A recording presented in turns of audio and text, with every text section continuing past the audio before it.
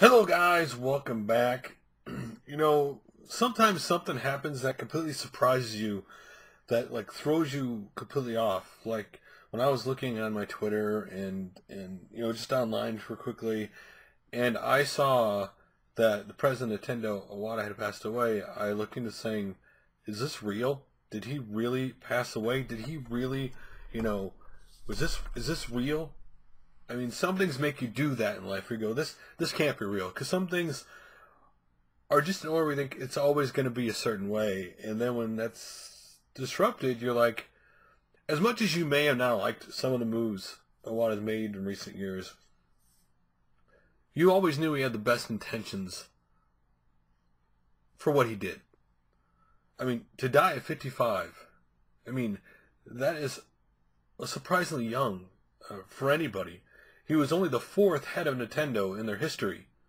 A guy who, started off basically as a gamer who, joined Hal Laboratories, was in 1983, worked there, joined Nintendo in 2000, became president of Nintendo in 2002, and has been basically at the helm ever since. When you talk about Nintendo, some of the greatest history in Nintendo, he's been a part of it. The DS, going from the Game Boy to the Nintendo DS, to the 3DS, the Wii. Depending on your opinion, the Wii U, like, he has been very responsible in his career for a lot of the games we love to play. He worked on, for example, Legend of Zelda series. He worked on Animal Crossing. He worked on, he helped create like Earthbound, like Kirby, Balloon Fight. He had worked on so many games that affected us. And then sometimes people, when they see someone as president of a company, don't understand their entire history. Iwata was very well responsible for many of the games in Nintendo's history you probably played. Because even though he worked at Hal Laboratories was basically for the longest time a subsidiary of Nintendo and helped Nintendo work on a lot of their games. So he was responsible for a lot of those games you love to play. And for him to pass at such a young age, to never get the chance to be there to release the next Nintendo system, to maybe change some people's opinions of him now due to the Wii U, which I think is kind of silly. You gotta look at somebody's whole career, not just one system, but that's what people do, unfortunately.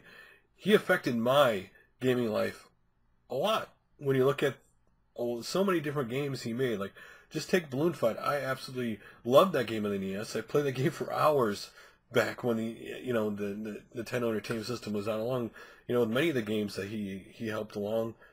And it's a shame when someone like this passes away, because I think gaming loses a someone who very important when something like this happens. Like when he passed away, like he had been involved in gaming all of his life, and it's a shame that he passed away. Now, it's hard to sit here and give him truly all the things he done for gaming. It's really, you can see your talk, but you're really not going to really accomplish talking everything he's created. You just have to go out there and look and find everything that he's been a part of, and think about, since basically he's been a part of Hal Laboratories in 1983 on, he's affected gaming. All of our gaming lives, whether you realize it or not, in some way, shape, or form, whether you played a Nintendo system or some other system, because of what he's created and done, it has affected gaming on every platform across all time. And it's a big loss when we lose someone like this. It's hard to put in words for me to describe, how important someone like this is.